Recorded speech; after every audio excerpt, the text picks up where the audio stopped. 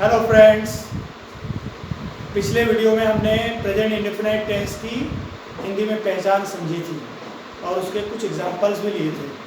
अब present indefinite tense के sentence की इंग्लिश कैसे बनती है इसके बारे में हम चर्चा करेंगे। As you can see on the board, I have written structure for affirmative sentence. You just see subject plus verb first, S I plus object plus R S. ये प्रेजेंट इंडेफिनाइट टेंस के affirmative sentence का structure है, उसका form है, word order है। ठीक है, अगर हम इस टेंस के अफर्मेटिव सेंटेंस की बात करें तो उसमें वर्ब की फर्स्ट फॉर्म का यूज़ करेंगे और वर्ब की फर्स्ट फॉर्म के साथ कभी कभी एस और आई का यूज़ करेंगे। कौन सी वर्ब के साथ एस आएगा, कौन सी वर्ब के साथ ई एस आएगा, कौन सी वर्ब के साथ आई आएगा, ये मैं आपको एक्सप्लेन करूँगा। ठीक है, और इस टेंस की जो हेल्पिंग वर्ब है वो है डूडल्स, पर हम अफर्मेटिव सेंटेंसेस में हेल्पिंग वर्ब का यूज नहीं करेंगे। There are two tenses in which we do not use helping verb in affirmative sentences, present indefinite and past indefinite. दोनों टेंस में हम अफर्मेटिव सेंटेंस में हेल्पिंग वर्ब का यूज नहीं करते हैं, इसलिए प्रेजेंट इंडेफिनाइट के प्रेजेंट इंडेफिनाइट के अफर्मेटिव सेंटेंस में हम हेल्पिंग वर्ब का यूज नहीं करेंगे। ये देखिए, अब स्ट्रक्चर में हमने हेल्पिंग वर्ब नहीं लिखी है। अब आप देखिए, हिंदी में मैंने आपको जो है पहचान बताई थी कि प्रेजेंट इंडेफिनाइट के जो अफर्मेटिव सेंटेंस होते हैं, यानी अफर्मेटिव के सारे सेंटेंस में वर्ब के एंड में ताते आता है, लेकिन ये अफर्मेटिव के एग्जाम्पल लिखे हुए हैं। तो अब ये जितने भी 5 एग्जाम्पल्स हमने लिखे हैं इनकी अब हम इंग्लिश बनाएंगे और इस वर्ड ऑर्डर को हम फॉलो करेंगे। This is our word order for English sentences of present indefinite tense. Which type of sentence? Affirmative. There are 5 types of sentences: affirmative, negative, interrogative, negative and questions. So first of all we are dealing with affirmative sentences.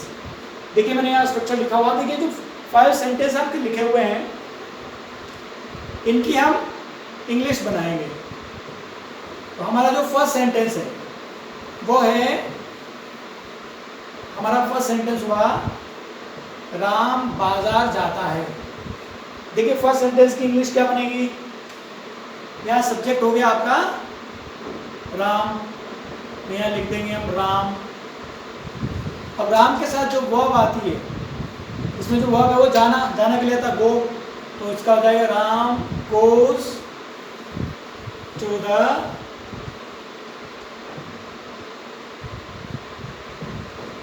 Market. ठीक है, ये sentence हो गया। यहाँ हमने verb की first form के साथ ईएस का यूज़ किया है। वो अपने आप में ओरिजिनल फॉर्म है वर्ब की, उसमें हमने ईएस का यूज़ किया है। अब ये वर्ब के साथ एस ईएस जो है वो केवल एक ही कंडीशन में लगता है, जब आपका सब्जेक्ट थर्ड पर्सन सिंगुलर हो।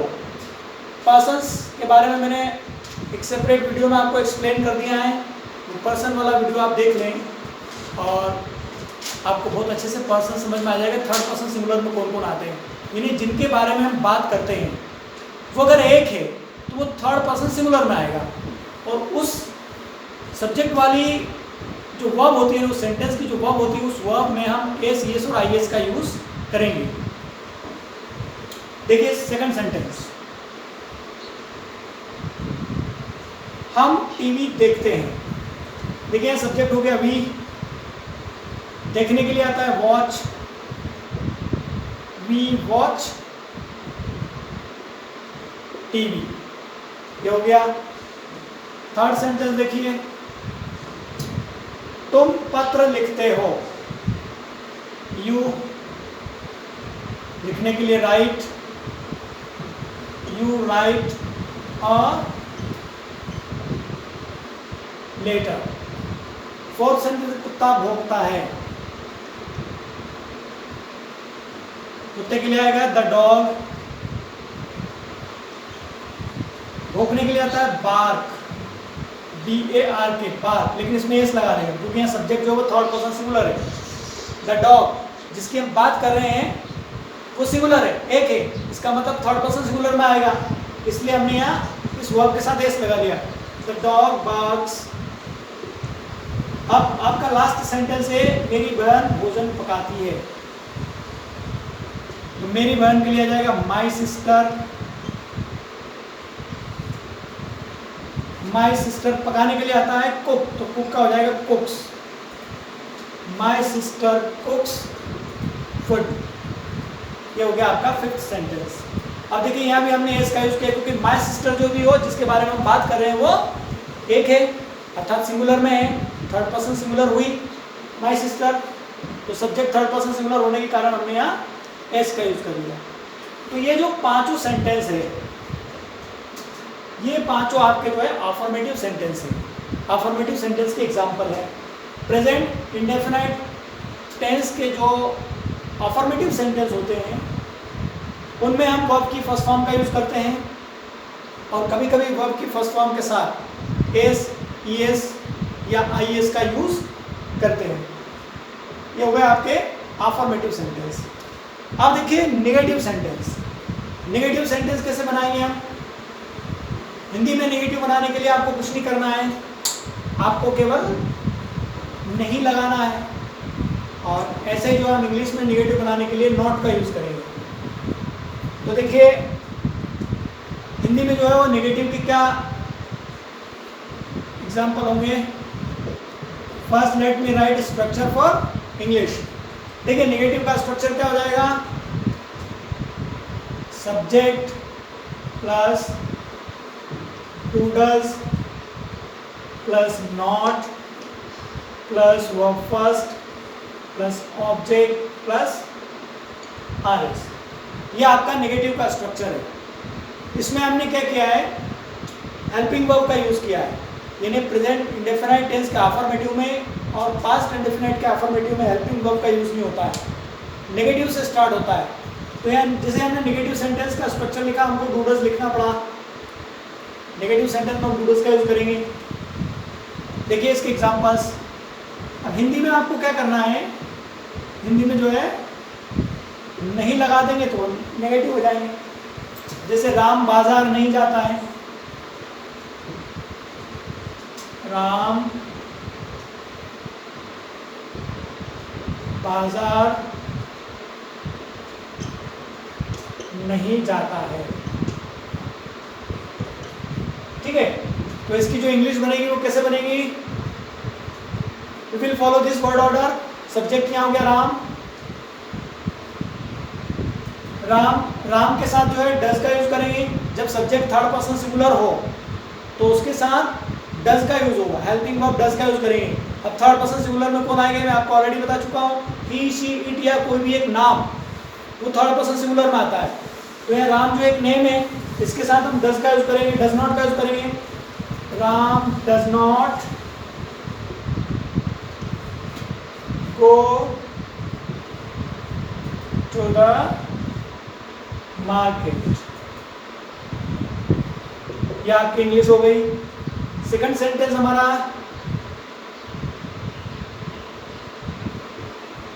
हम टीवी नहीं देखते हैं। हम टीवी नहीं देखते हैं। अब देखिए यहाँ सब्जेक्ट जो है वो प्लूरल है, हम, वी, एक से अधिक है, तो यहाँ हम डू का यूज करेंगे। तो इसकी इंग्लिश क्या हो जाएगी? We do not watch TV. ये आपका सेकंड सेंटेंस हो गया। अब और बहुत सारे एग्जाम्पल हम ले सकते हैं। देखिए जैसे मान लो हमारा थर्ड सेंटेंस ये है, पक्षी आकाश में नहीं उड़ते हैं। पक्षी आकाश में नहीं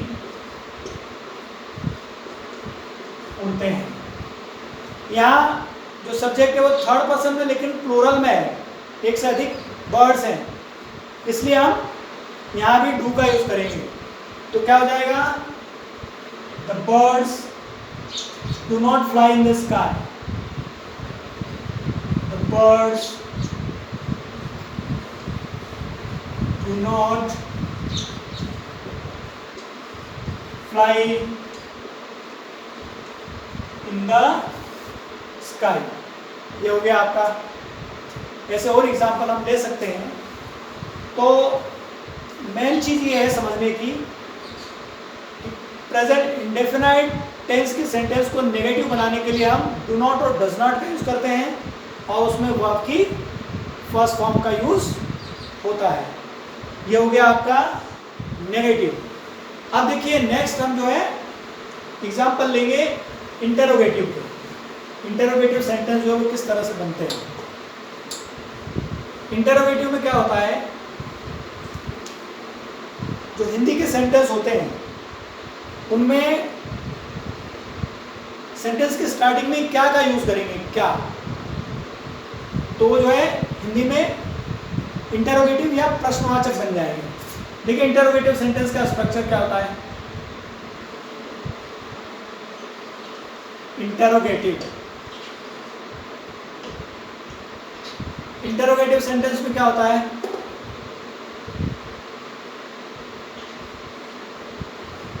इंटरोगेटिव में हम जो हेल्पिंग वर्ब वो पहले यूज करेंगे। आपका डू डज सेंटेंस के स्टार्टिंग में आ जाएगा, उसके बाद सब्जेक्ट, फिर वर्ब फर्स्ट, फिर object and then RS and question mark. ये इंग्लिश में इंटरोगेटिव का स्ट्रक्चर है। एक चीज और आप समझ लें, ये जो है इंटरोगेटिव है, इसकी स्पेलिंग देखिए आप, INTRROGATIV, इंटरोगेटिव। कुछ लोग इसको इंट्रोगेटिव बोलते हैं। इंट्रोगेटिव अगर आप इसको प्रोनाउंस करेंगे तो इसकी स्पेलिंग गलत लिखेंगे, और इंट्रोगेटिव जैसा कोई वर्ड इंग्लिश में नहीं है। कुछ लोग इसको इंट्रोगेटिव बोलते हैं, ये इंट्रोगेटिव नहीं है। इंट्रोगेटिव अगर आप बोलेंगे तो उसकी स्पेलिंग ये बनेगी INTROGATIV। इस टाइप की कोई स्पेलिंग, ऐसा कोई वर्ड इंग्लिश में नहीं है। तो आप इसको सही प्रोनाउंस कीजिए तो सही स्पेलिंग लिखेंगे इंटरोगेटिव, ठीक है। अब देखिए इंटरोगेटिव में क्या होता है, हिंदी में क्या का यूज कर लेंगे तो इंटरोगेटिव हो जाएगा। जैसे मान लीजिए सेंटेंस है, क्या मैं आपको अंग्रेजी पढ़ाता हूं। एक सेंटेंस हो गया, ठीक है। क्या मैं आपको अंग्रेजी पढ़ाता हूं, सेंटेंस के स्टार्टिंग में हमने क्या का यूज कर लिया, तो ये इंटरोगेटिव हो गया। तो इसकी जब इंग्लिश बनाएंगे हम, तो यहाँ इंग्लिश में सबसे पहले हमको डू या डज का यूज करना है। अब डज या डू में से किसका यूज करेंगे, सब्जेक्ट को देखकर हम डिसाइड करेंगे।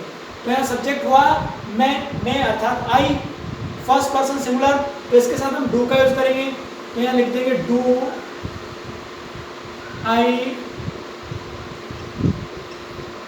Teach you English. यह आपका इंग्लिश में सेंटेंस हो गया। और देखिए इसके एग्जांपल, जैसे मान लीजिए सेंटेंस है, क्या चपरासी घंटी बजाता है।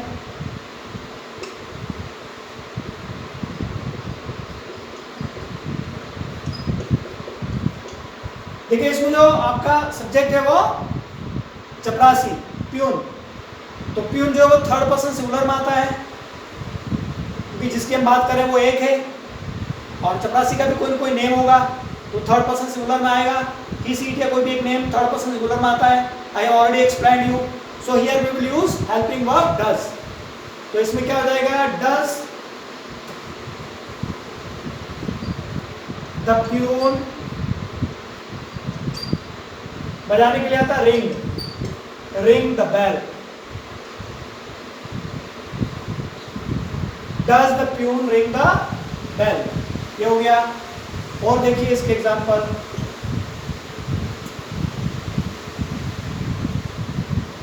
क्या बच्चे मैदान में खेलते हैं। क्या बच्चे मैदान में खेलते हैं।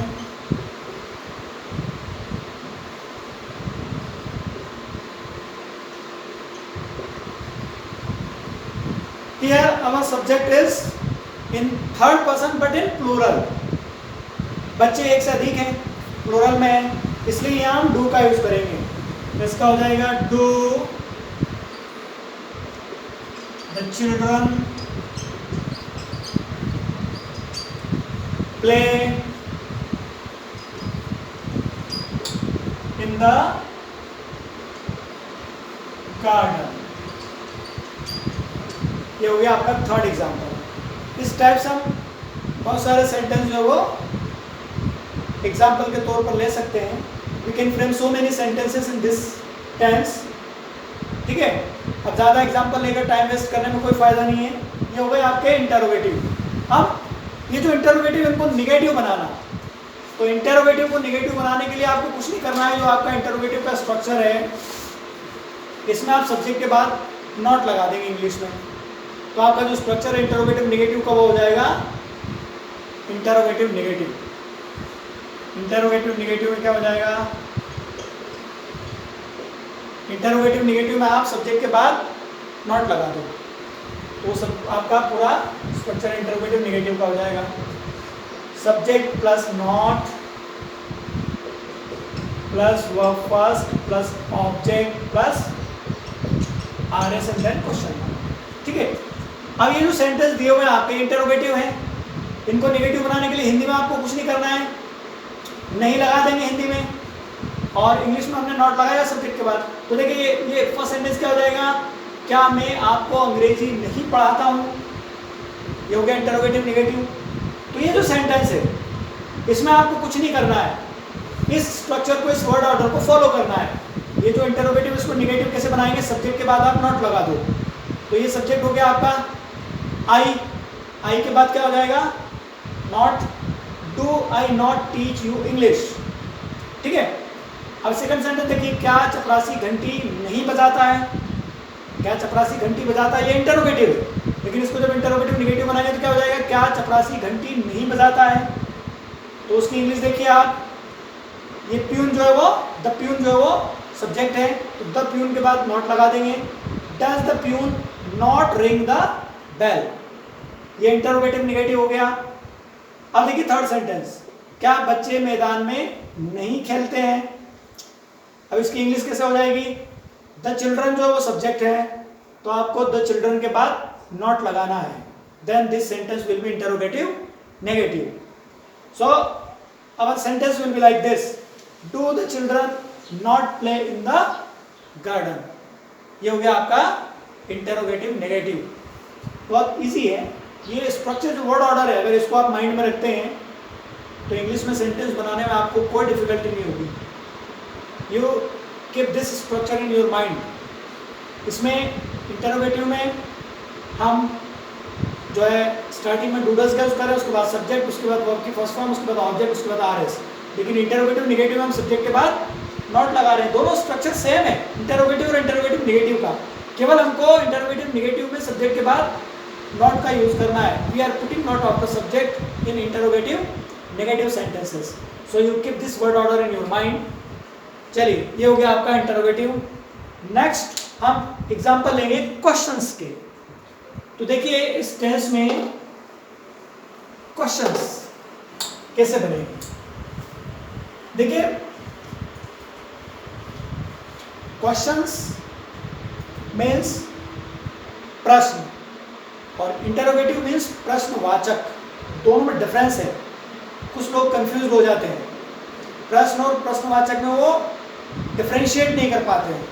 तो मैं आपको एक चीज़ बताता हूँ, प्रश्न जब हम किसी से करते हैं तो हमको जो है एक्सपेक्टेड आंसर मिलता है, सामने वाला जवाब देता है। जब हम उससे क्वेश्चन करेंगे तो वो रिप्लाई करेगा। और जो इंटरोगेटिव सेंटेंस होते हैं उसमें वो फुल आंसर भी दे सकता है और शॉर्ट रेस्पॉन्स भी वो दे सकता है, आरएस जिसको हम बोलेंगे। तो आरएस में हम जो है, यानी कुल मिलाकर जो आपका इंटरोगेटिव सेंटेंस होता है उसका जो रिप्लाई है, जो रिस्पॉन्स है, वो यस और नो से स्टार्ट होता है। लेकिन जो क्वेश्चन है, क्वेश्चन का पूरा फुल आंसर हमको मिलता है। देखिए क्या डिफरेंस है, अभी अपन एग्जांपल लेंगे तो दोनों में आपको डिफरेंस समझ में आ जाएगा। पहले मैं क्वेश्चन का स्ट्रक्चर लिख देता हूँ। तो आपके जो क्वेश्चंस हैं, क्वेश्चंस का स्ट्रक्चर कैसे बनेगा, सबसे पहले हम क्वेश्चन वर्ड का यूज करेंगे, उसके बाद हेल्पिंग वर्ब डू डज का यूज करेंगे, उसके बाद subject, then verb fast, then object and then RS and question word. ये आपका इंग्लिश में स्ट्रक्चर है क्वेश्चंस का। क्वेश्चन वर्ड आएगा, क्यूडब्ल्यू मीन्स क्वेश्चन वर्ड, उसके बाद में हेल्पिंग वर्ब का यूज करेंगे हम सब्जेक्ट के हिसाब से, उसके बाद सब्जेक्ट आएगा, फिर वर्ब की फर्स्ट फॉर्म यूज करेंगे, उसके बाद object, RS and then question mark. अब देखिए इसमें हिंदी में हम एग्जांपल्स लेते हैं। जैसे मान लीजिए फर्स्ट सेंटेंस हो गया हमारा,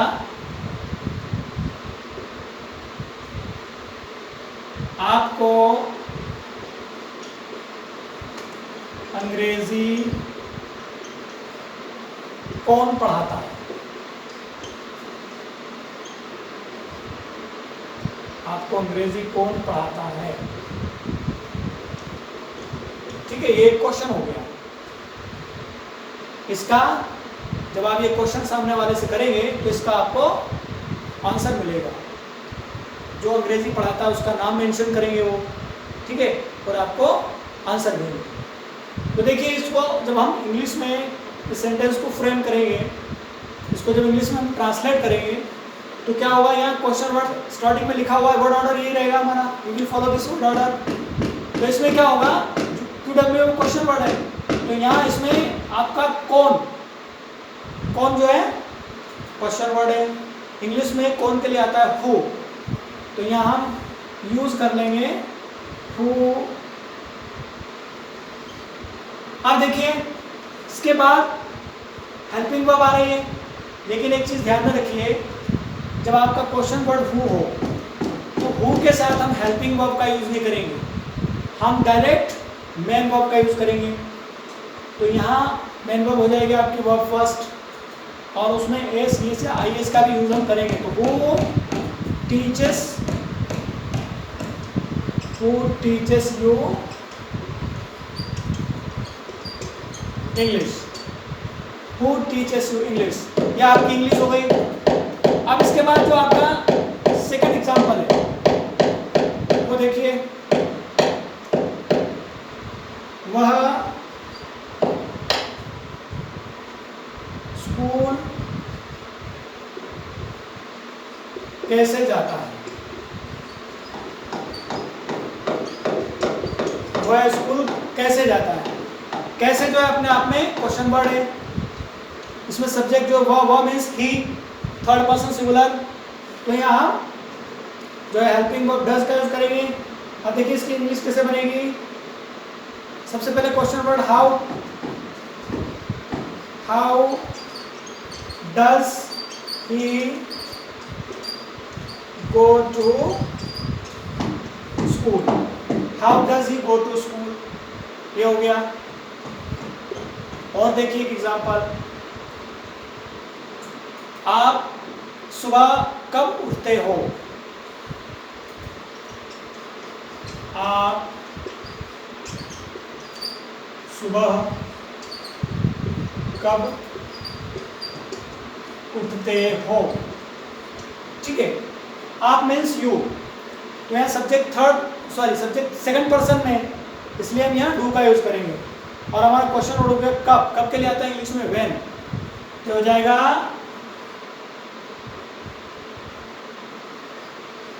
when do you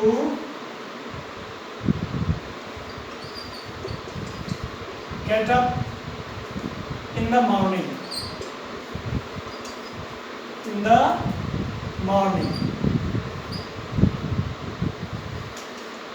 when do you get up in the morning। ये हो गया आपका थर्ड एग्जांपल, थर्ड सेंटेंस। तो इस तरह से हम प्रेजेंट इंडेफिनिट टेंस में क्वेश्चन बनाते हैं। बहुत सारे क्वेश्चन वर्ड्स हैं, उनकी अलग से एक लिस्ट आपको जो है मैं एक्सप्लेन कर दूंगा। कौन कौन से क्वेश्चन वर्ड्स है और कौन से क्वेश्चन वर्ड का हम कब यूज़ करेंगे, ये एक अलग वीडियो में मैं आपको एक्सप्लेन करूँगा। लेकिन अभी आप इतना समझ लें कि इसमें जो है क्वेश्चंस में who, how, when, why, where, how much, how many, whose, ये सारे जो क्वेश्चन वर्ड्स इनका हम यूज़ करते हैं। देखिए इसमें हु का यूज़ किया है, इसमें हाउ का यूज़ किया है, इसमें व्हेन का यूज़ किया है, विच का भी यूज़ हम करेंगे। तो ये सारे क्वेश्चन वर्ड्स हैं, आपको ये स्ट्रक्चर फॉलो करना है। लेकिन एक चीज़ मैं बता देता हूँ, how much, how many, whose और विच, ये 4 क्वेश्चन वर्ड ऐसे हैं जिनके साथ हम एक डिफरेंट स्ट्रक्चर को फॉलो करेंगे, डिफरेंट वर्ड ऑर्डर को फॉलो करेंगे। यहाँ देखिए आप, अगर मान लीजिए आपका क्वेश्चन वर्ड जो है how much, how many, whose और विच है, तो हमारा स्ट्रक्चर चेंज हो जाता है। उस कंडीशन में हम जो है इस वर्ड ऑर्डर को फॉलो करेंगे। कौन से क्वेश्चन वर्ड के लिए? एक तो हो गया आपका how much, how many, which और हुज, ये 4 जो क्वेश्चन वर्ड है इनके साथ हम डिफरेंट वर्ड ऑर्डर फॉलो करेंगे। यहाँ देखिए आप, QW के बाद डायरेक्ट क्या आ रहा है? डू डज आ रहा है। लेकिन जब ये क्वेश्चन वर्ड आपके रहेंगे तो आपका जो स्ट्रक्चर है, जो वर्ड ऑर्डर है वो चेंज हो जाएगा। देखिए इसमें कौन सा वर्ड ऑर्डर फॉलो करेंगे हम? इसमें हो जाएगा QW,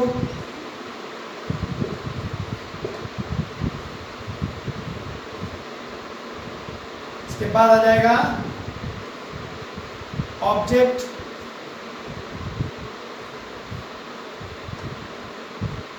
इसके बाद आ जाएगा डू डज,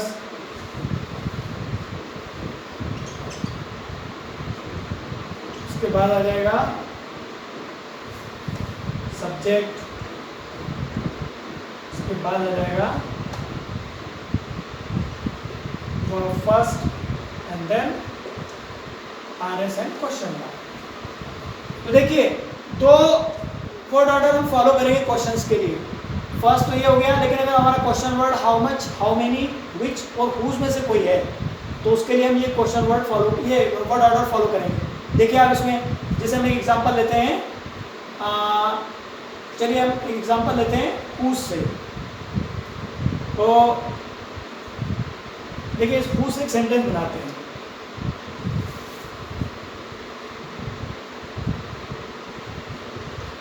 आप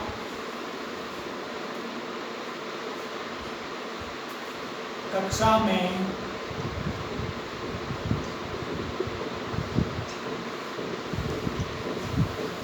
किसकी पुस्तक पढ़ते हैं। देखिए यहाँ हमने सेंटेंस इस प्रकार से लिया है, आप कक्षा में किसकी पुस्तक पढ़ते हैं। किसकी के लिए इंग्लिश में आएगा whose.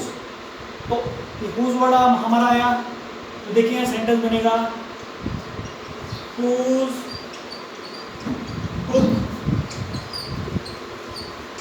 Do you read in the class. ठीक है, whose book do you read in the class. देखिए whose question word, object book, do does में से डू का हमने यूज किया, सब्जेक्ट यू हो गया, ये रीड जो है आपकी वर्ब फर्स्ट हो गई और इन द क्लास जो है RS हो गया। ठीक है, तो ये आपका एक मिनट, ये आपका जो है प्रेजेंट इंडेफिनाइट टेंस हमने कंप्लीट कर लिया। अब नेक्स्ट वीडियो में हम प्रेजेंट कंटिन्यूअस टेंस की बात करेंगे। Okay, thank you.